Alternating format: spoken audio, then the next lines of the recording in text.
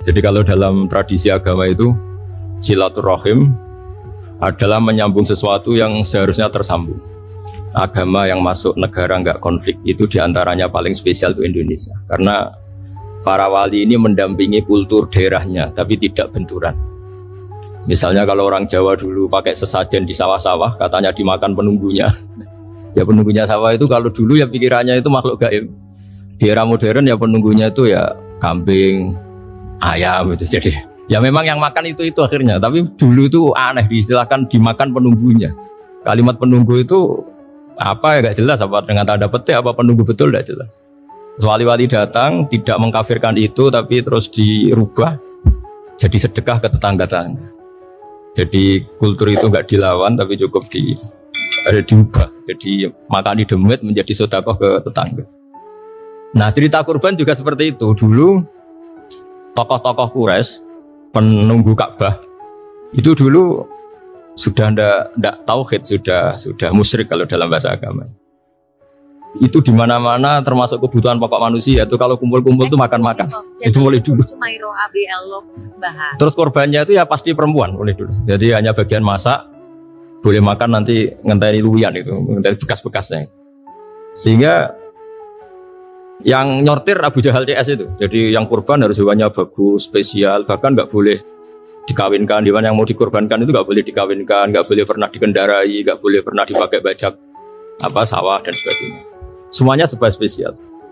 Nanti dikorbankan di Ka'bah, yang dijual Ka'bah. Nah pertanyaannya Ka'bah ini nggak pemakan daging, yang untung ya ketua-ketuanya ini, karena Ka'bah tidak doyan daging. Dan itu ya di atas namakan Allah, ini demi taqarrub ila Allah, demi itu. Sehingga mereka bilang wa qalu hadhihi an'amu wa harsun hijrul la yat'amuha illa man nasa'u bisamihim. Ini hewan korban harus spesial dan yang berhak makan hanya orang-orang spesial, yaitu para penunggu Ka'bah, para sadanatul bait. Tapi karena mereka sudah tidak benar, tidak jujur, Islam mau merubah tradisi itu. Tapi kalau tradisi itu dirubah, maka Islam akan terkenal pelit karena dari acara makan-makan menjadi tidak ada makan-makan. Jadi kadang kebenaran itu harus diganti dengan sesuatu yang tidak ekstrim, karena tadi dari acara makan-makan menjadi sama sekali nggak makan-makan. Maka terus diganti oleh Islam dengan kalimat udhiyah, dengan kata kurban. Nah kenapa itu harus terjadi? Karena kurban itu sebetulnya syariatnya Nabi Ibrahim, di mana orang Mekah itu memang turunan Nabi Ibrahim, sehingga sisa-sisa makan-makannya masih. Cuma mulai ada melenceng, ada sesajen, ada khurafat, ada bid'ah. Kemudian itu mulai masalah. Terus Rasulullah Muhammad SAW datang ingin benahi itu. Tapi yang dibenahi adalah menghilangkan kemusyrikannya, bukan makan-makannya. Akhirnya diganti oleh udhiyah. Nah kenapa ada kurban? Kalau dalam banyak literatur, Nabi Ibrahim alaihissalam itu Nabi yang paling dengan tanda kutip mengklaim kalau beliau itu orang paling sayang. Paling sayang kepada Allah, paling dekat kepada Allah. Gak ada yang dicintai selain Allah. Beliau memaklumatkan itu baik secara lisan maupun di gemuruh hatinya, di bisikan hatinya, di detak jantungnya, pikirannya seperti itu. Pas itu beliau belum punya putra karena beliau termasuk lambat punya anak. Suatu saat ditakdir punya putra, yaitu Ismail. Pas seneng-senengnya jalan, pas seneng-senengnya punya anak, sama Allah disuruh nyembelih. Anak kamu harus kamu sembelih. Ibrahim kaget. Kenapa ya Allah? Kamu adalah orang yang sering ngomong bahwa yang paling kamu cintai saya. Tapi setelah ada anak kamu, kayaknya enggak. Protes Nabi Ibrahim, Pak. Yang benar Gusti, iya harus anak kamu. Karena beliau kadung janji, kadung komitmen yang paling dicintai Allah, tidak ada yang lain. Saya akan mencintai engkau ya Allah, meskipun harus mengorbankan anak saya. Singkat cerita, terus disyariatkannya kurban itu. Ketika Nabi Ibrahim berkomitmen melaksanakan perintah itu, Ismail juga mau nurut, bersama Allah diganti oleh hewan kurban yang bernama kambing. Sehingga versi cerita itu bahwa Allah akan maklumi ketika orang mencintai Allah secara serius, bersamaan dengan itu orang juga mencintai anaknya dengan proporsi masing-masing. Itu di khazanah-khazanah yang saya baca. Versi kedua, tapi ini nanti nggak perlu dipertanyakan, itu versi yang paling baik, yang paling benar gimana? Yang tanya juga bid'ah, yang jawab juga bid'ah nanti. Karena itu wilayah yang kadung terjadi. Jadi kalau dalam ilmu hadis itu, kalau kadung terjadi, bahwa kamu unggulkan yang mana, tetap saja yang terjadi hanya satu, mau sekelewat. Beda dengan istihad solusi. Karena mau terjadi ya kita uji coba. Kalau nggak cocok yang A ya cocok alternatif B, alternatif C. Kalau sudah kelewat mau gimana? Kalau salah ya salah aja kan. Versi kedua begini. Semoga versi kedua ini yang benar. Kalau ini benar keren. Nabi Ibrahim itu memaklumatkan diri. Kalau dalam bahasa Arab itu iddia itu mengklaim bahwa dia adalah orang yang paling sayang terhadap makhluk Allah, semua hamba Allah. Terus beliau diterbangkan ke langit. Diterbangkan ke langit, ke alam malakut. Ya tidak usah ditanyakan, tanya terbang gimana, nanti ribet nanti itu. Setelah diterbangkan di langit, wa kadzalika nuri Ibrahim malakutas samawati wal ardh, diperkenalkan alam langit, terus dipertontonkan. Itu ada sekian hamba Allah yang nyabu, yang ngefly, yang dugem, pokoknya yang maksiat-maksiat itu. Ibrahim ditanya sama Allah, gimana itu mereka menurut kamu? Damirhum, habisi saja ya Allah. Mereka makan rezekimu, hidup di bumimu, tapi mereka tidak mengindahkan engkau. Matikan saja. Sama Allah diturutin. Jalan-jalan lagi sampai 3 kali peristiwa tempat-tempat maksiat itu dihabisin sama Nabi Ibrahim. Beliau minta sama Allah supaya itu dihabisin. Singkat cerita, terus beliau diturunkan sama Allah. Setelah diturunkan, ya Allah tidak jawab, tidak apa. Allah itu punya sunnah, punya tradisi. Dengan nabinya itu tidak jawab. Suatu saat Nabi Ibrahim disuruh bunuh anaknya, disuruh nyembelih. Protes kan? Buat samrotu fuadi, ini kekasih saya, putra saya, kenapa engkau nyuruh membunuh? Terus kata Allah, kamu tidak ingat, di malam kamu saya mi'rajkan, melihat hamba-hambaku, dan itu yang bikin aku, dan saya cinta sama mereka yang bikin saya, kamu enak saja minta dibunuh. Sengkirian gentian saya yang minta, kamu tidak nurutin gitu. Kamu pas minta saya, tidak tak pikir, langsung tak turutin. Kenapa saya yang sekarang minta kamu mikir? Tapi huwa samrotu fuadi, itu buah hati saya. Dan memangnya makhluk-makhluk itu makhluk siapa? Saya yang bikin, kamu enak saja nyuruh bunuh. Nah semenjak itu jadi kearifan kita. Makanya ada guyonan di dunia kiai itu, ada anak perempuan, kan nggak lazim ya, perempuan pakai GL Pro kalau dulu, mungkin sekarang pakai Ninja, pakai celana jin. Siapa ya? Wong luput suwo. Siapa itu perempuan kok gitu? Ini ponakane jenengan Mbah, astagfirullah, muga-muga pangeran nyepuro. Jadi langsung rubah dari maksudkan menjadi ndak karena keluarga. Nah jangan-jangan kebencian kita pada maksiat itu oke, kita wajib benci maksiat, tapi tetap ada catatannya. Plus yang maksiat itu tidak orang yang terkait dengan kita. Coba kalau yang maksiat itu orang yang terkait dengan kita, itu anak kita, ponakan kita, mungkin istri kita, paling mintanya ya Allah ampuni. Sama-sama maksiat, yang satu minta dihabisin, yang satu kita minta diampuni. Fair gak kita sebagai manusia? Tidak fair. Tidak fair. Makanya kalau ada guyonan, ada supir salah dimarahin, pasti supir ini belum pegang rahasia. Tapi kalau sudah pegang kartu, si majikannya punya apalah gitu, simpanan gitu, wah ini pegang, berani marah gak? Tidak ada. Jadi itu guyonan kiai. Makanya jadi manusia itu gak pernah adil sebenarnya. Makanya Allah pernah mensifati manusia itu wa kanal insanu zaluman jahula. Manusia itu sangat zalim dan sangat bodoh. Kalau misalnya jenengan tanya, orang soleh pun itu gimana? Orang soleh asal manusia tidak nabi, itu ya mesti ada zalim. Makanya kalau dalam kitab Hikam diterangkan, kitab Hikam itu kitab yang olah manusia. Itu menyebut begini, manusia itu siapa? Dijawab, manusia itu mangkanat mahasinuhu masawiyah. Orang yang ketika baik saja salah, apalagi ketika salah. Kita misalnya punya toko laris ya, doanya mustajab laris, pembelinya banyak, kualitasnya bagus. Pasti ada toko sekeliling yang megap-megap karena orang sekarang ke kamu kan. Sehingga orang supaya terus merasa salah, Rabbana dzalamna anfusana. Meskipun kita sedang benar pun, saya termasuk kiai yang kalau ngelepas haji, mungkin yang haji itu mangkel. Karena saya tidak pernah muji-muji haji, meskipun saya melepas orang haji. Umumnya kiai kalau ada orang haji kan dilepas haji mabrur, tidak ada lain balasan kecuali surga. Saya itu karena pernah kecil, pernah dengerin masyarakat. Itu ngenes ketika si kiai pidato tadi ternyata ngenes. Ngenesnya seakan-akan surga itu hanya milik yang haji. Mana koyo kula sepudi Gus kula ora kelar kaji.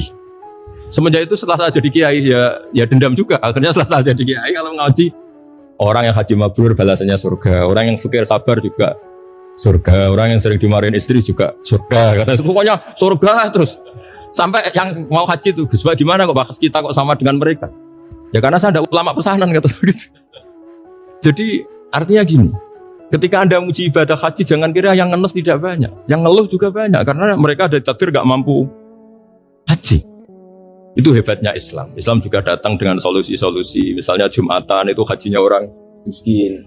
Orang yang ingat Allah mulai subuh sampai matahari terbit juga sama dengan umroh.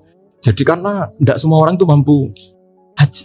Jadi itu Islam. Nabi Ibrahim diperingatkan Allah bahwa Tidak seperti itu cara mengelola hamba. Nah, Islam ini kata Allah, anit tabi' millata Ibrahim Hanifah. Referensinya Islam, mentornya Islam itu Nabi Ibrahim.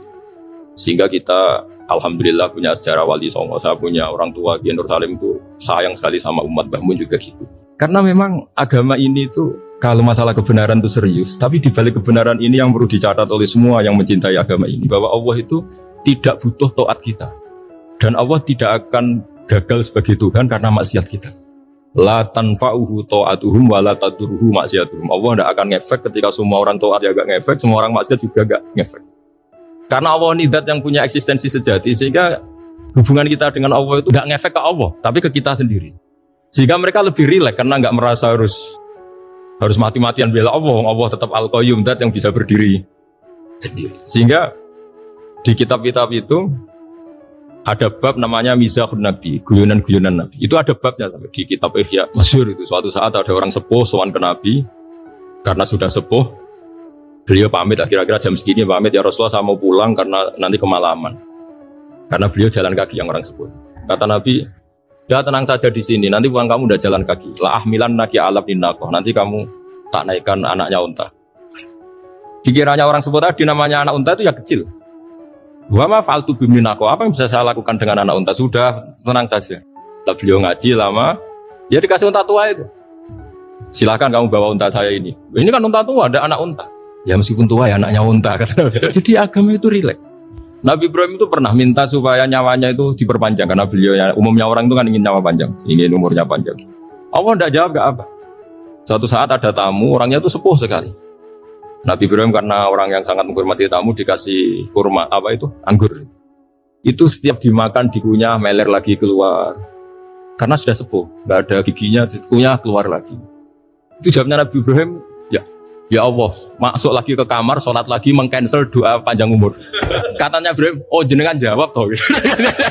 Artinya kalau ingin tua sekali ya nasib kamu kayak itu gitu. Jadi karena beliau tahu itu jawaban, terus masuk kamar, oh jawab terus jenengan, terus membatalkan doanya. Itu Nabi Ibrahim. Kalau orang sekarang enggak, dongo ngarani, ya tua ya tetap sehat. Karena doa itu kalau enggak diperjelas itu ya repot. Ini cerita supaya kita berislam itu teriak. Saya Mbah Mun itu meskipun dia top, senangannya dia guyon bapak saya. Tapi guyon itu ada yang wajib. Saya dulu itu janggal. Nuduh zina itu dosanya besar sekali. Saya ulang lagi, nuduh orang lain zina itu dosanya besar sekali. Disebut bab kota. Saya pernah menjumpai 3 kiai besar, 3 kiai besar. Dia top semua. Di majelis itu ada gosip bahwa si A itu punya selingkuhan sama Sri misalnya, atau siapa lah. Kalau di Arab itu senangannya pakai Salma, Laila Majnun Salma. Kalau di Jawa itu kasihan kurbannya itu. Ya, tapi itu contoh saja. Itu si Kiai 3 tadi gak ngefek, malah tanya gini, loh apa perempuannya cantik? Wah, cantik sekali Mbah. Cantiknya sampai kayak apa? Malah bicara cantiknya perempuan. Saya itu yang pertama iskal. Ini Kiai kok bakas orang apa? Cantik. Orang ayu. Setelah majelis itu bubar, yang penggosip tadi, ya yang gosip ini gak Kiai, yang pembisiknya ada Kiai, yang gosip ini gak Kiai. Cuma Kiai 3 ini posisi mendengar. Tapi malah tanya cantiknya. Singkat cerita setelah orang itu pulang bilang gini, itu kalau saya bilang iya dengan gosip itu, saya ikut gosip, saya ikut menuduh orang lain zina. Itu dosa besar. Selain itu saya Kiai, kalau saya bilang iya dianggap membenarkan. Maka untuk mengalihkan gak bicara nuduh, jadi guyon tadi. Jadi guyonnya itu, karena kalau kita tadi bilang iya, artinya mengiyakan. Dan itu artinya qadzaf, punya dosa besar karena nuduh orang lain zina. Diperparah dia kayak besar, kan orang menjadi percaya karena yang ngomong bukan penggosip lagi, tapi ya, maka dialihkan. Loh, ayo nucung. Sampai segitunya kearifan. Sehingga dulu ketika Ma'is itu seorang sahabat yang pernah salah besar. Itu Nabi ketika beliau ada gosip salah gitu ya, Nabi masih jangan-jangan kamu hanya mimpi, Cung. Jangan-jangan kamu hanya megang, tapi tidak sampai zina. Sampai terakhir Nabi tanya, Afi aplikasi, jangan-jangan otak kamu sudah agak error.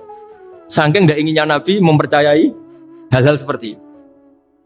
Nah, problem kita di zaman sekarang justru kadang nyari-nyari supaya tahu buktinya. Yang dulu para orang soleh menghindari bukti itu supaya enggak suudzon. Sekarang orang mencari-cari bukti. Padahal itu dilarang, wala tajassasu, orang enggak boleh mencari-cari kesalahan orang lain. Nah, itu kearifan yang yang saya dapatkan dari Bapak, dari Mbah Mun, dari Pak Zaini, dari Pak Gores. Mereka orang-orang yang luar biasa, menghindari ngomong penting. Sekarang itu orang banyak yang sering ngomong penting. Sebenarnya itu malah salah. Karena kalau ngomong penting itu vonis. Vonis terhadap orang lain. Tapi kalau kamu rileks, tidak. Nabi dulu itu rileks sekali. Ketika beliau ngaji gini, terus ada pemuda lewat bawa cangkul, mengabaikan pengajian Rasulullah. Banyak sahabat bilang, celaka orang itu, ada Nabi ngaji kok tidak ikut. Jawabannya Nabi unik.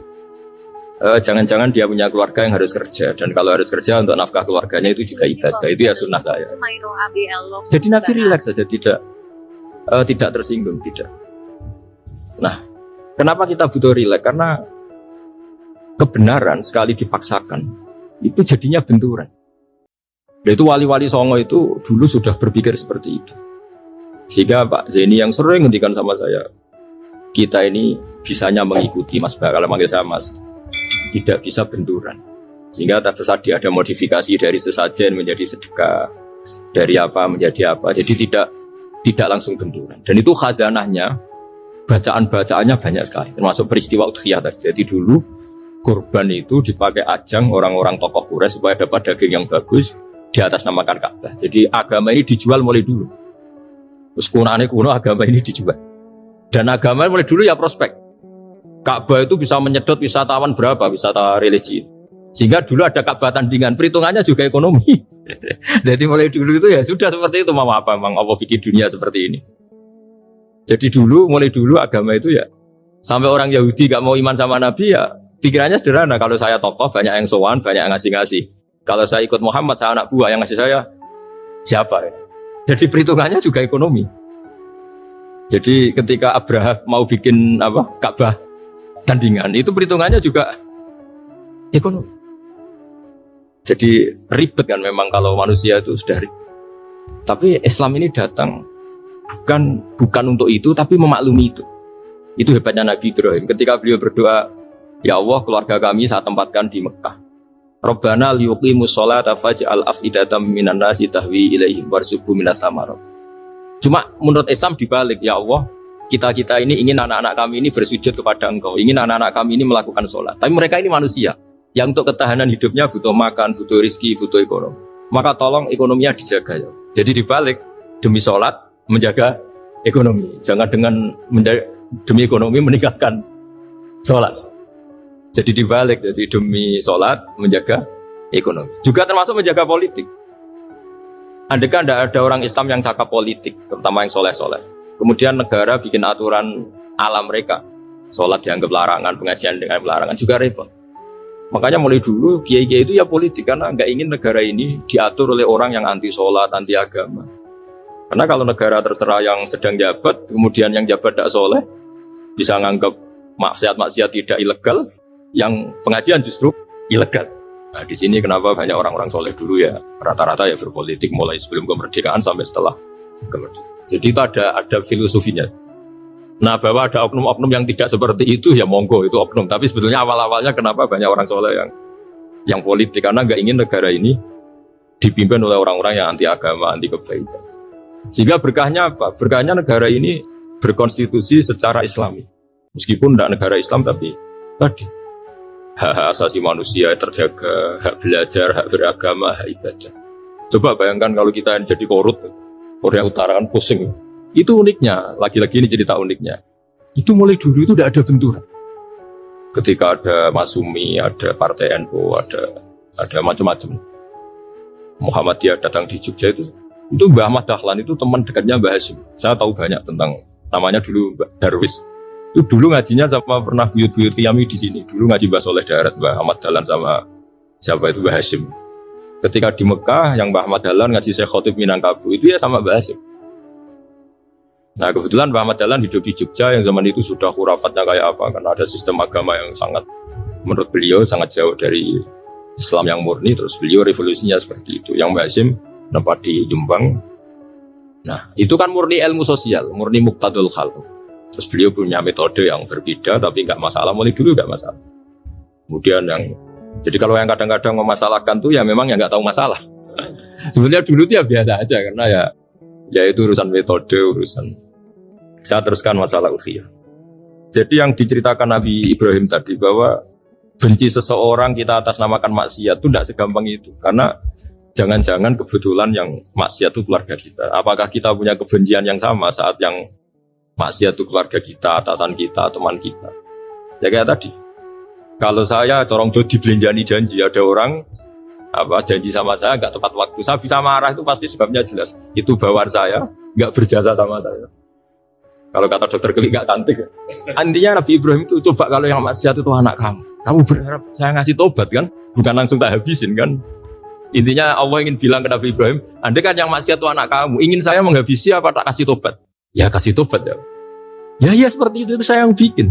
Maka di Al Azhar sana, kalau cerita orang-orang alim itu masyhur.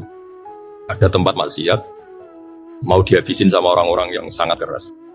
Ketemu Syekh Mutawalli Sarawi, ditanya, andaikan mereka mati saat maksiat, itu mereka ke surga apa ke neraka? Ya ke neraka. Ditanya sama Syekh Mutawalli, kalau mereka ke neraka, akan ada dzalika muradan Nabi? Apa seperti itu yang digedaki Nabi? Umatnya mati terus masuk neraka karena belum tobat? Tidak, Nabi inginnya mereka tobat dulu. Ya sudah, jangan dihabisi. Kamu berproses ikut mentobatkan mereka. Kebetulan ini mau mendengar. Jadi kita lunak, kita baik itu ya semuanya ingin Allahum yarji'un semua mereka kembali, mereka tobat. Bukan lunak dengan arti mengakui maksiat itu satu kebaikan, itu yang bahaya. Kalau lunak sampai mengakui itu maksiat itu kebaikan, itu bahaya sekali. Tapi kita lunak karena kita ingin berproses untuk bertobat. Karena tadi kalau kita punya nurani itu mesti, andai kan yang maksiat itu anak kita, atau teman dekat kita, atau orang yang berjasa sama kita, apa kita bisa tegas? Kira-kira gimana? Waqat adabbahu ta'ala khalilahu Ibrahim fi ba'di mawatinihi al-azimah. Jadi Allah, kalau dalam bahasa Arab, memberi teguran itu namanya takdib.